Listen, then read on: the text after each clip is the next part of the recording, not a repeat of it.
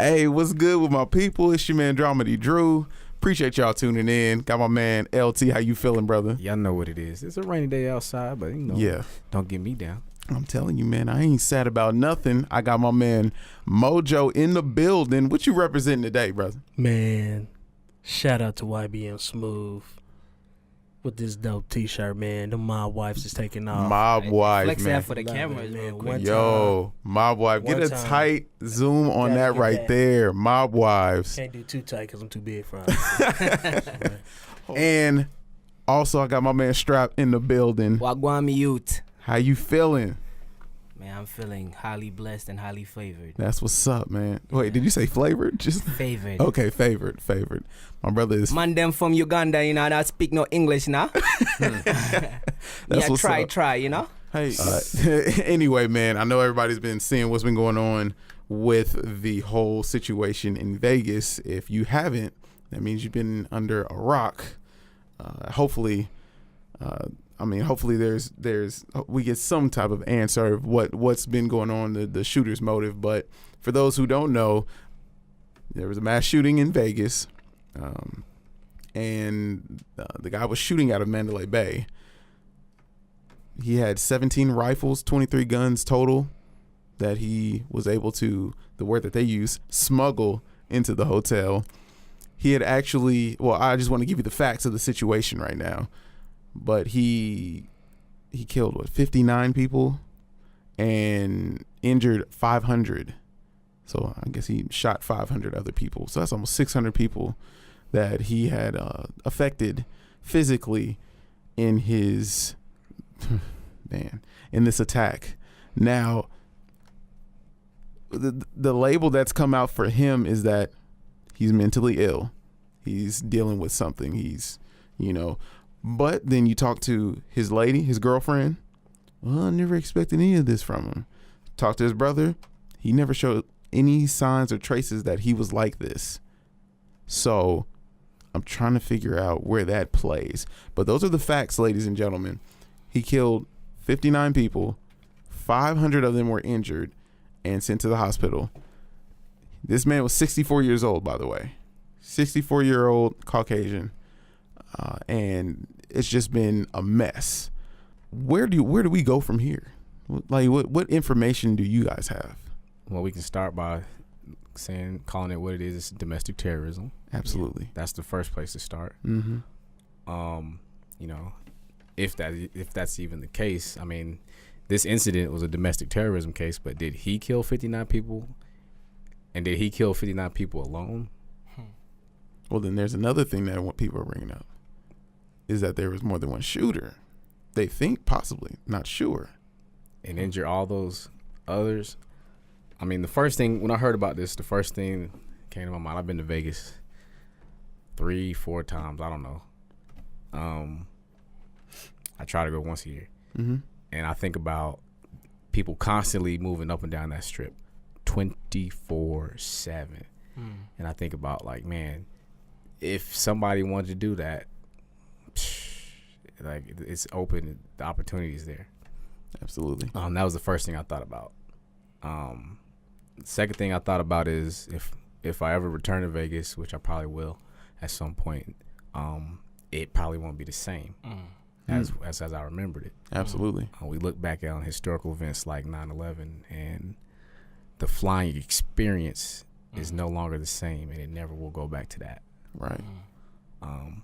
And I don't know how it's going to change, but I know changes will come into effect. Mm-hmm. So, well, we got people talking about the gun control laws and touching that, and I agree with when we had situations with fire and fire codes at buildings not too long ago. Those laws and codes got changed immediately, and it was like there was no question about it. It got changed. Haven't had any problem since then. Why are we having a challenge with our guns? And not only that, that was this year, 2017, February. Trump just passed a bill where there are people who have, mentally ill. He made it okay for them to go get guns. Let's say it like that. That's the simplest way I can say it. People who have mental challenges Basically he repealed Is that like things that were in place. Was that state mandated? What's the word? Mandated? Was it state mandated or federal? So that's another thing, because some states like in New York you cannot do that. On some places, I'd take it if there's one state, then it would have to be.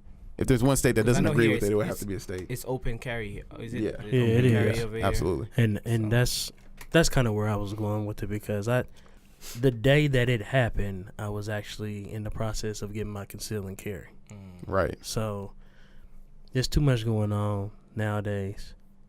I actually got into the conceal and carry not because I wanted to, but because it was an opportunity to where it was like pricing was right. I was like, my boy came up to me, he was like, hey, I'm doing this class, you want to jump into it? I'm like, cool. Learn so much about it, because the way I think about staying 2 steps ahead whenever I'm going to situations, knowing my surroundings, being aware of my surroundings, not necessarily afraid of going out in public, but the fact that if it comes down to protecting myself, protecting my life, absolutely, I have the ability to do it legally without being stereotyped because of the 3-strike rule based on my skin. So that's the only reason why I did it. And so I'm a black man with no felonies, never been arrested. So background checks and everything. I've already carried a gun. I've always had jobs where I could carry a gun. With me being big, don't make it no better. But at the end of the day, it's not really a statement of, oh, look, this is what I'm doing because I want to be protected and I don't trust it. It's more of like, hey, this is another step of me being aware of my surroundings and being aware of the situation that I'm in today's times. Precaution. Sure. Precaution. I would like to say first things first. My condolences to the victims of this shooting. And when I say victims, I want to stretch this out to not only the projected 600 people or 700 people, also their families and friends. Absolutely. My deepest condolences to them. Furthermore, talking about this topic of gun control, I would just imagine, just looking at the projectiles and what the ballistic reports were that I see on TV, if you had... it's not about having a gun in that situation. When somebody has an automatic, something that is letting out all these rounds, and also the element of surprise was there because there's music playing. There's the ambiance of music. You don't know whether it's loud music or it's a snare or whatever they're playing, because I don't listen to country music. But I don't know if they have snares. I'm a hip hop person. But depending on the instrumentations that were being played, the percussion. When did people realize that these were gunshots? When people say dropping, and how do you react to that? How far does a concealed, like I know most people with concealed and carries, they have pistols, something small, something that they can hide. How does that prevent that situation? I don't even think the Vegas PD were ready for that situation. Talking about projectiles, talking about somebody aiming down onto something, And that's the issue. There's so many things that we're not prepared for. That's the issue I'm having, because I seen this layout that he had with all these guns and all these weapons, and even at the angle that he was shooting at. Yeah. But to say, first of all, that he smuggled that type of gun in there's no way you can smuggle a gun of that size in. Even if you break it down and try to put it together. That's exactly what I was thinking. Was it 27? How many guns? Even if you break it down. How mmany rounds? How many guns were in that? It's 27. 27. That's what I said. 27 guns in there. Yeah. But my thing is, even at that magnitude, that's a military grade gun. Anytime you buy that gun, it comes in a military casing. So you trying to tell me just some random person can come in with a military grade box, and you're not going to question like, oh, why is he bringing that in here to a hotel in Las Vegas? Well, look at it if you ever go, and I'm not saying that this, of course he smoked it in, but there's so much going on. They got they got the casino down there. Right. Everybody's going in and out every single day. Where's your luggage? Okay, well, here's the dollies to go pick up your luggage, the luggage carriers. Which is why he was able to get it in, and I guess he could be inconspicuous with it. But at the end of the day, it's just like, bro, come on. Yeah. That's crazy. There's a lot of things that, and it's not even playing devil advocate at this case. It's more like, okay, You got an older gentleman who's white who doesn't look like your typical terrorist, domestic terrorist. Does he not look like? Because that's where we're at. We're not even looking at like terroristic traits or anything like that. Right. We're talking about domestic terrorists. He's a regular average Joe. Exactly. And so he's bringing all this stuff in. And then the other thing that got me was I'm more kind of like the ballistics guy too. And I'm just like, at the angle that he was at and where he was shooting, the automatic weapon got that far, spraying everybody. That's cool. But 59 people direct, that is crazy. A lot of them were getting hit in the head too. Yeah. And that's marksman right there. But that's where, you know, what Latarius said, it's just the fact that it's going to be changed now. Perception is going to be changed. Because if something like that can happen, and I've seen like little memes and stuff like, how did he take a window down so cleanly without doing everything? How did he, and it's full windows and everything. And I even seen 2 spots where it was taken out too. Right. So I'm just like, okay, I understand with that. And then the windows that he took down was hurricane grade or something. Well, that's the thing. Like when you get to buildings being that tall, being that high, they have to be suicide proof. Right. You know, you don't want that liability on your establishment. So I can't have people jumping out of here, you know? And that's crazy. Another thing that really confused me, what I found holes in this case was a guy came in with 27 guns. You put explosives to his door and he kills himself. I didn't get that.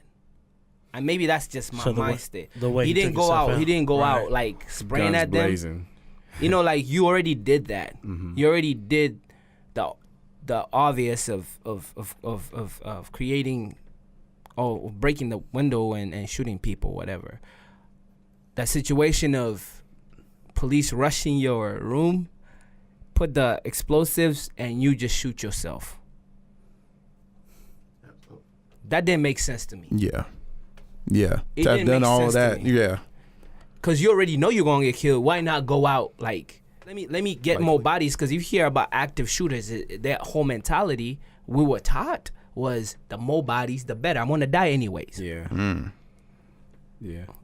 That didn't make sense to me. Well, it's too fresh for me to even speak on it, but there's 2 type of people that you have: people who want to do that intentionally, and people who have a motive of doing it but don't want to take the brute.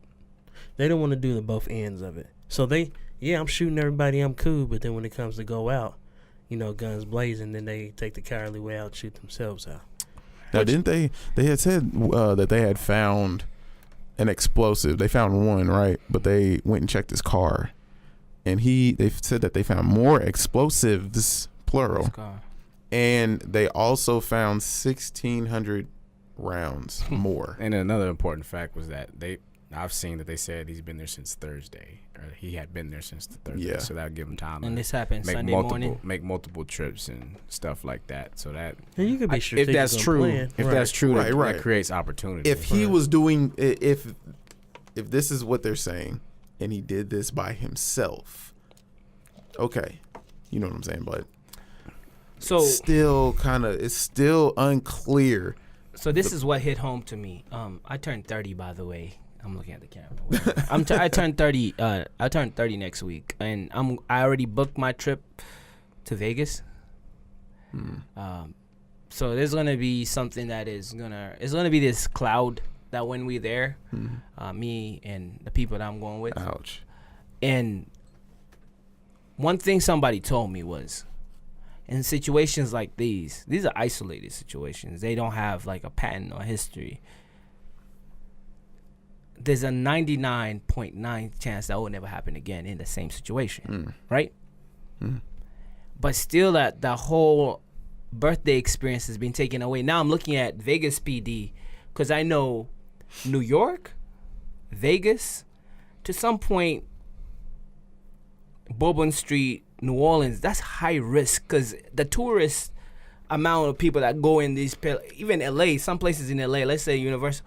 So there has to be some precautions for stuff like that. Like, God forbid anything happen during the public transportation in New York. You know how many people commute? Yeah. And this is the thing that's scary that scares me. I don't want to go festivals no more. It's not even that, but sad. Public transportation in New York, as far as underground, scares, where people get trapped.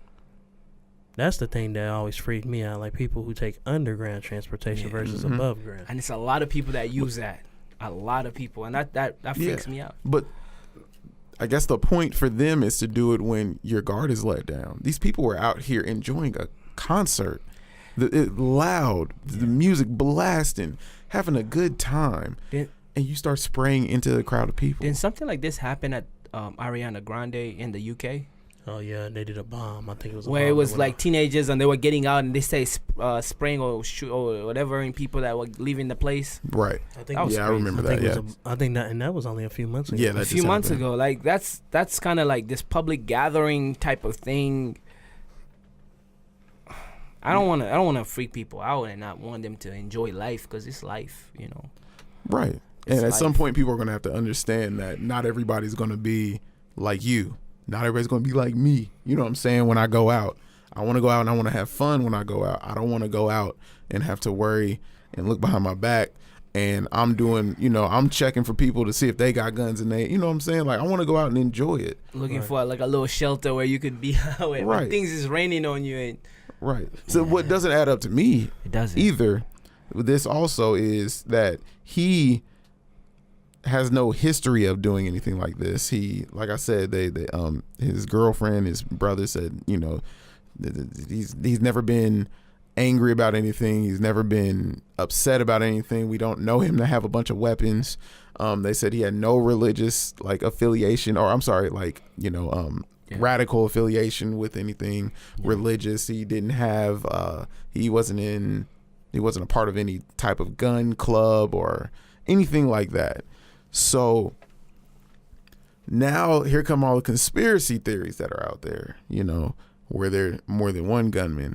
The way some of the people were getting shot, was it, were there people on the ground shooting, And then also at the same time, like I seen like posts online that same night from people that are saying that they're at different locations, like, oh, we were here and we heard this, and we were here and we heard this. So it's like it's not just at the Mandalay Bay, but also at other casino resorts, hotels. So, eyebrows. And like, what? I would call this an insanity thing, but it looks so premeditated, like Vegas country festival. This man is not crazy. No, that man wanted to go out on like if you crazy, you pulling out a gun in a market with like three people out there, like you crazy, you just lost it. Like this man was premeditated. You don't pull guns out there. You don't call insanity. Like and I don't want to bring this guy's name up because he's a piece of crap, Dylan Roof. I would call that more of an because he walked into a church and he did what he had to do, but it was some form of premeditation after we saw what his history was based off from his Facebook. And he didn't like black people. And if you know the history of that church in specific, it's African and me. Yeah, he premeditated that. There's a premeditation in here that was so calculated, knowing what projectile you're going to shoot from. And I don't want to say it's all him. There's no mentally ill about it. There's no mentally ill. This was a guy that did something in like the way they force feed us this jihad stuff where somebody's ready to die for their religion. Right. This man was ready to die for a cause that we'll never know because he's dead. Like we'll never know. So everyone who has a beard is painted as a boogeyman or a terrorist, I should say, not a boogeyman. If you have dark skin, you're a boogeyman. But if you got a beard, you're a terrorist. To share my experience, the last time that I came back from Miami, I don't know if I shared this with you guys. But as I was getting ready to return home, I was approached by two undercover sheriffs. Wow. And so basically, I'm minding my business. I got my headphones on. I'm vibing. I show up a little bit early, for my flight, and I'm just there with my bags. And I see two people walk up, they're in my space. So I look up at them, like, what's going on? So the lady pulls out her badge. Her badge, shows me, we're with so-and-so. Would you mind if we look through your bags, this, that, and the other? So I'm like, it's the beard, Yeah. Bro, it happened to me. 5 years ago. I was traveling from, I think, Minnesota to Belgium. And this random dude, suit and tie. And, we know about flight marshals and all these people that be low-key in the airport, like, dressed up. He walked up to me. saw me, and that was a time of, unfortunately, there was that stigma of African students or Saudi students coming in. Like, you know, there was that whole thing going on. Yeah. Where, you know, yeah, and that was a high alert. So I was traveling back home from the U.S. and this gentleman asked me for all my documentation. So I'm like looking at, he looked like a square too. I'm like, I'm about to snuff this dude. He was like about 5'6", little dude, like 145. I'm like, man. looking at him asking me for stuff. Who hired you? I ignored him. You know, I ignored him the first time. Right. And the second time he tapped me, he did one of these. And I looked back, he was still there asking me for my stuff. Like, yo, I want to see your stuff. And then I saw some dude walking behind him. And I'm like, oh, snap. And I asked him why. He's like, this is just for people that you're traveling with and also yourself. In my head, I didn't register it, like, because you can't register that moment. So you think, like, maybe he asked other people. And I showed him my stuff, of course, back then, before I was a student. So I had to show him my F1 visa and my I-21, showing that I go to Emporia State. Right. And he had to see the documentation. He looked at me, kind of like a cross profile, and looked at me up and down. He's like, okay, cool. Have a safe flight or some stuff like that. I was chilling in transit. I already went to airport, like the whole security thing. Right. I was in transit, ready, waiting for my flight, chilling. Right. And that's when this dude asked me for that. That was crazy. Yeah. Was that the same for you? Were you in transit? You already went through security. You went through the whole thing Y'all of go taking through your that. stuff off, and this dude came. That's the in. third line of security right there. You know, you go through the X-ray TSA. deal or And the you know what? TSA. They check your bag and then they gotta wand you. That's the second right there. The funny part But- about this whole story, man, I didn't get mad when he did that. I got mad when I jumped in. When everything readjusted to my head, I'm like, oh, this dude profiled me. Yeah. Because in my head, I thought, like, okay, maybe he works for this Minnesota airport, like international. It was like, Right. I'm like, nah, this dude he picked me out. Absolutely, handpicked. But you know what? Here's just me out. getting some clarification on this, and I just want us to try to answer these questions. I have a Okay. good question after you ask that. Okay. So here's one of them. Is this man a terrorist? This was a terrorist act. I don't know if he committed the act though. Honestly. Terroristic. Listen. I have my reasons, because if we look back at history and we look at factual history, Right. and I'm just gonna use this as an example, is widely known Martin Luther King. The person that we credit to killing Martin Luther King goes by the name of James Earl Ray. Yeah. All right. When you look at the facts, James Earl Ray, he pleaded guilty, but he pleaded guilty for his own. In the event that this is for my own benefit, this is for my own good. I'm pleading guilty because I have to plead guilty. Yeah. I think it's the best thing for me to do. But there's a video out there with Judge Joe Brown stating that he was doing the case, and he said that James Earl Ray wasn't even in the state of Memphis wasn't even the state of Tennessee when Martin Luther King died. Yeah.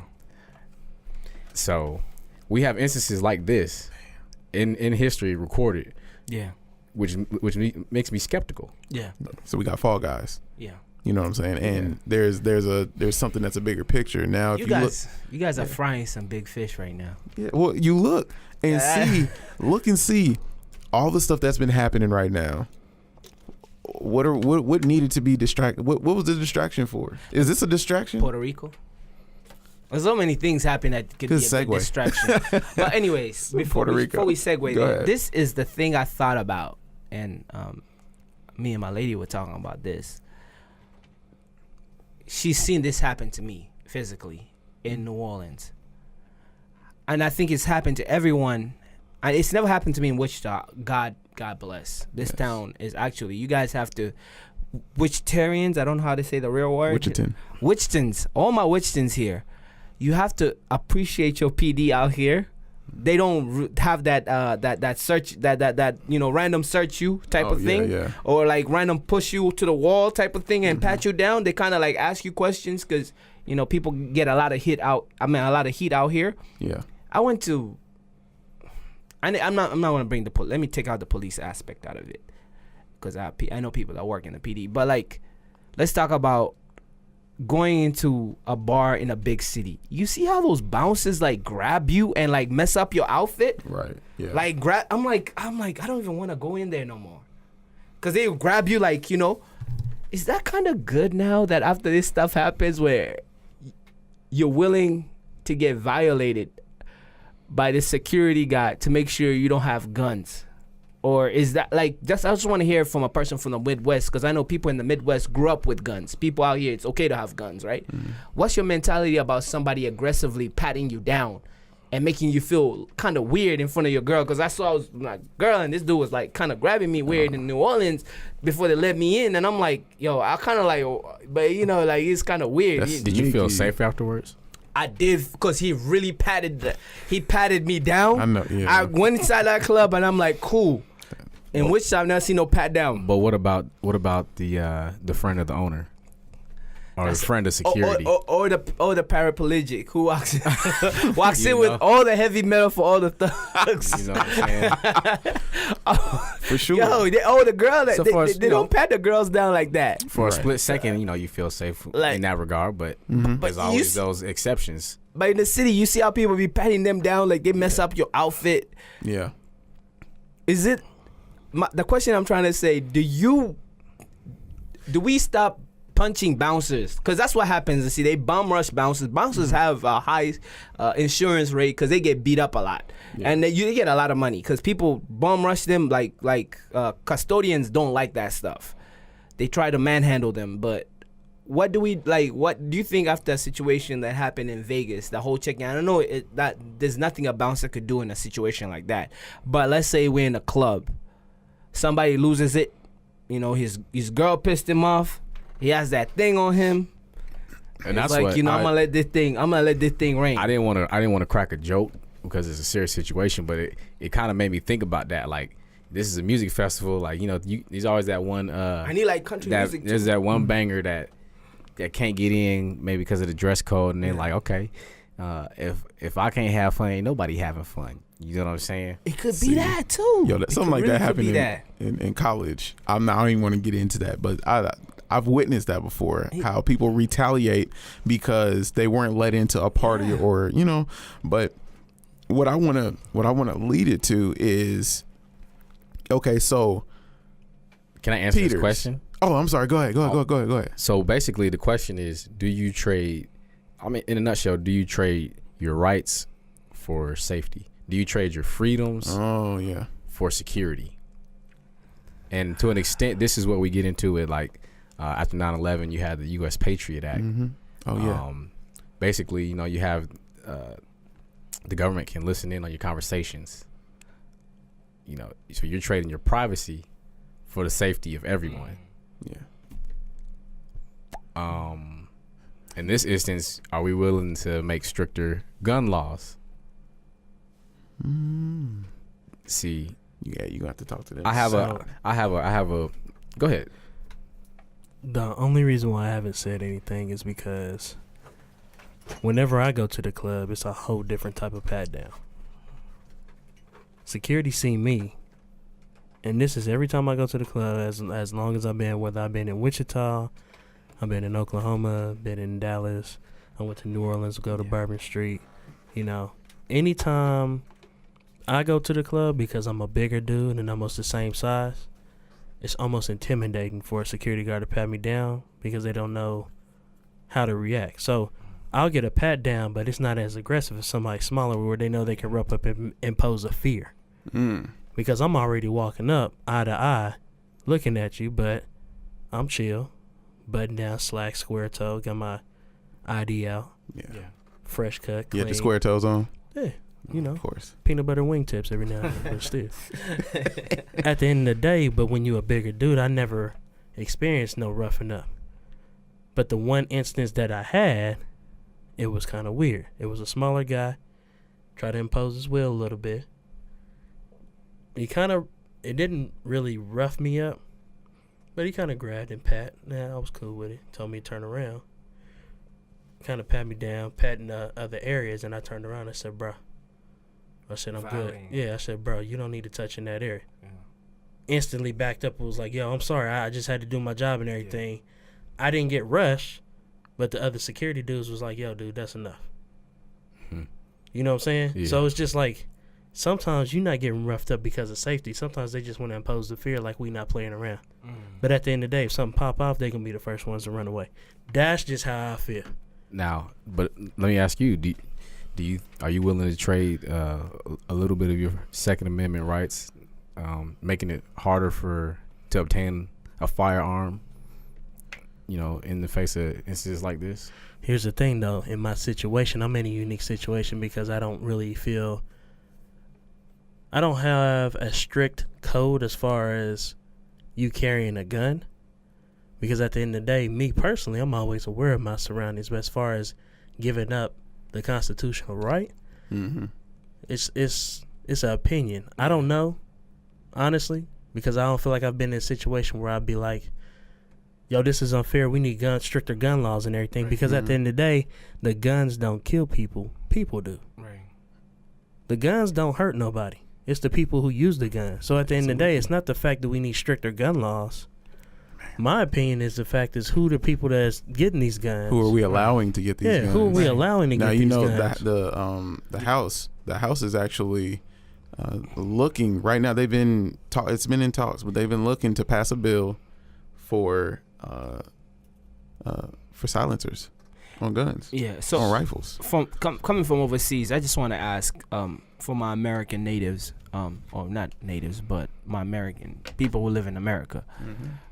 Do we vet people that have guns to get guns? Because I know people that have guns. There's supposed to be a vetting process, but they say I live in Kansas, so I'm allowed to have my gun. So here's a process. Here's a process that goes through. They do a background check. They send it to the state and federal. They run your background through Kansas is KBI, and then you run it through the FBI. If you come back clear, then you say, hey, everything's good. Me going through the process of conceal and carry, you go to the Sedgwick County Sheriff's Office and you get fingerprinted. So you're totally documented when you're going through this in order to buy a gun. As far as silencers, though, the issues with silencers right now is that the fact you can buy a silencer today, but you have to go through the ATF to get verified, and it takes the process usually is about a year to 2 years before you even get the silencer. So you can get all the equipment you want on the gun, but at the end of the day, it's still the people who you're giving the guns to. Absolutely. So, I mean, again, stricter gun laws, that includes, when you talk about the people, what do you mean the people? So the people. Mentally ill? It's not even mentally ill. At the end of the day, you never know. Yeah.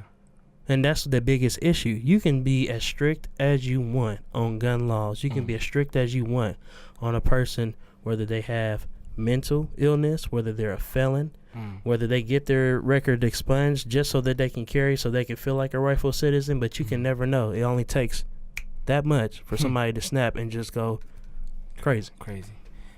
Just now, on a lighter note, just because stuff got real serious and dark. On a lighter note, is that hood stuff true? When they used to tell us in high school, you just put a potato on the barrel and that's a silencer. It is. That's what happened with Hillos. It's not a silencer. It's a suppressor. Okay. Yeah. So I'm like, so what all you gotta do is ask OG Bobby Johnson, man. He got the answers. And all it is, and this is kind of off topic, but all it does is, whenever the gun is fired, the sound is just from the gas expanding, but all it does is suppress the gas expanding, so it's not as loud. That's all it is. See, I didn't know that. I used to hear that in raps. Just put the potato on the barrel. And I'm like, okay, well, I don't know what that is. It's a cheaper way to, which is it's only one shot. And to go, but to even go with his point too is that you talk about the people that snap and like making it harder to legally obtain guns. Yes. But then you hear stories about trains stopping in Chicago and Oakland just long enough for people to run and steal the cargo off of there, or going in alleys in Chicago and finding a box of guns in the alley. Oh man, how did they get there? Who knows? They say this, and and this is a very uneducated statement because I heard it from a third party. They say people in Chicago have military guns that are military registered, and apparently somebody's dropping them guns out there. Well, the black market is big right now. Oh, for sure, man. So y'all ever heard of something called Reaganomics? It's not me saying this. I heard it from a third party, and it may not be true. So I'm not trying to. We know the black market is out there. Like I went to school in Great Bend, and I know somebody that went to Great Bend to buy a AK-47. So we know the black market is big, and this was 7, 8, 9 years ago, almost a decade. So anyway, we know black market's big, but I'm talking about a train just stopping in the hood on its route to somewhere, just long enough for you to go take some guns off the train. this ain't even black market. It's Like this dropping is fireworks in the hood for the little kids Absolutely. to play with. But it's all kind of things. finding a box full of guns. And no one's gonna go and like turn it in. But real quick before we wrap it up, we had Marcus Peters from the Chiefs, Kansas City Chiefs. Right. What'd he say? He sat down. Oakland. He sat down during the national anthem Mm-hmm. because of this situation. Okay. Because of this, So there was a guy that decided to call him out and tell him that he's being disrespectful Mm-hmm.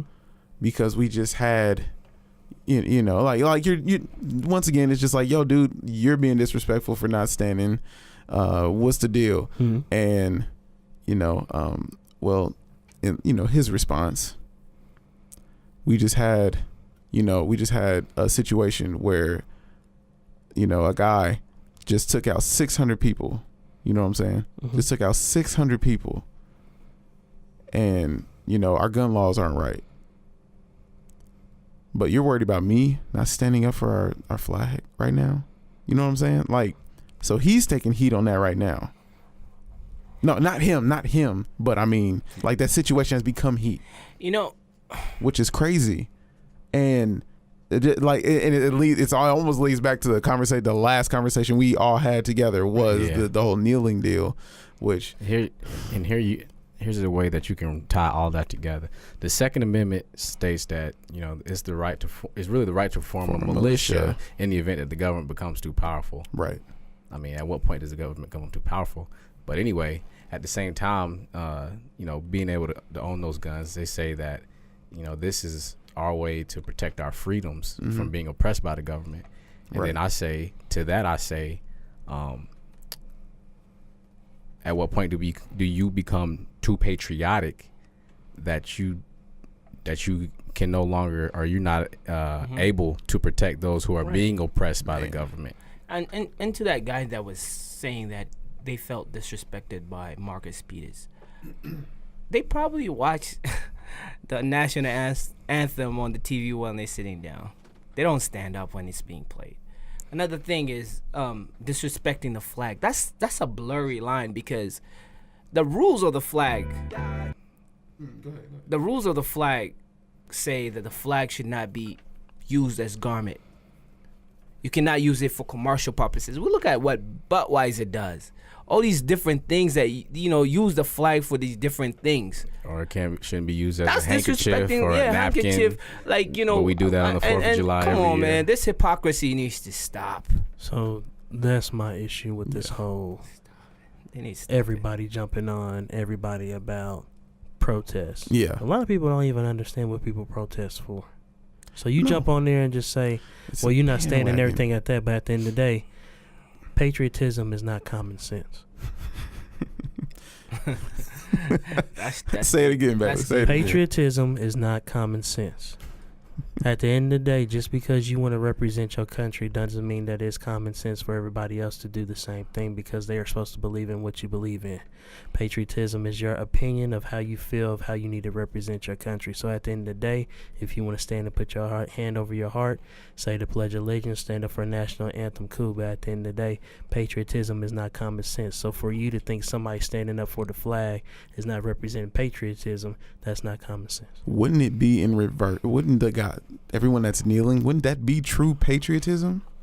The right to dissent. Oh, what's the difference between nationalism and patriotism? Oh, man. Hey, that's a whole different. Man, I wish we had another 10, 15 minutes strap. At the end of the day, that's where the meat and potatoes is. I wish right we had there. another. But like at the end of the day, like I said, patriotism, any type of ism, select thought, whatever, is not necessarily common sense, and that's why I'm gonna leave it at. Yeah.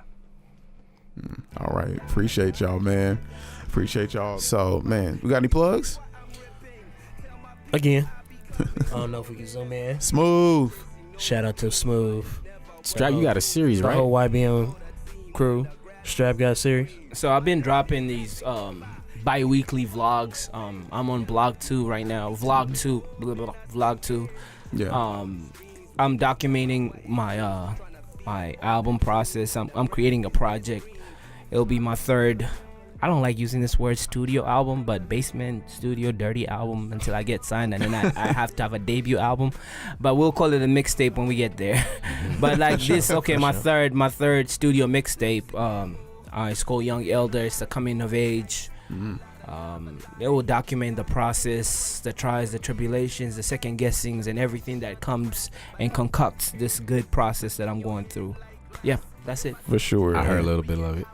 Did you? Heat on the way. Is it, man? I can't wait, dude. Like it just gets better each time something comes out.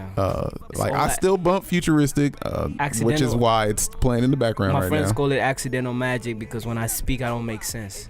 Accidental magic. My music sometimes gravitates more than what I have to say because I think with my music, I think it's more thought out. But when I speak right now, it's all sporadic. So. Right. That's dope. One more plug. Shout out to all the young athletes in the city. Shout out to YCMB. Got Little League, Little League football, basketball, everything going on. Shout out to all the kids doing great in school. I've been seeing a lot of good grades out here. So shout out to the parents of Wichita, making sure these kids, making sure the academics is up. And shout out to my guy Jordan.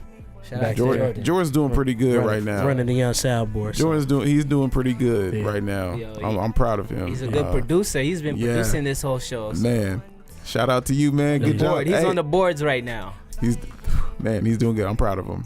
Yeah. Well, I appreciate y'all coming through. Shout out to Vibe with Her. Shout out to Vibe with Her. The ladies of Vibe with Her. And they gravitate to those ladies. They have that juice. They have the juice. Yes. Let me tell you, man, and this is real quick, and we gonna get out. Yeah. Could be the wind up. Vibe with Her was a project that we came up with, and it's not the fact that I want to take credit for it, but I really feel like the women in Wichita need to speak up just as much as us. So any woman who is out there that wants to jump on Vibe with Her, hit us up. Let us know what you want to hear, what you want to do, and we'll roll with it. Absolutely, man. Thank you. Bailey was definitely in the creating process of that right there. Even the name. So shout out to those ladies again. They got some heat coming for y'all. But these is gonna be some real talks that. More tune for your head top. So watch how you speak on my name. What he said. That's what Drake's. You done know it. You done know, eh? Hey, man, but we appreciate everybody tuning in. It's Vibe Wichita. You know what we do around this time? The voice of the dub has spoken. Thanks for hanging with us and tuning in to Vibe Wichita. Act like y'all know. Peace.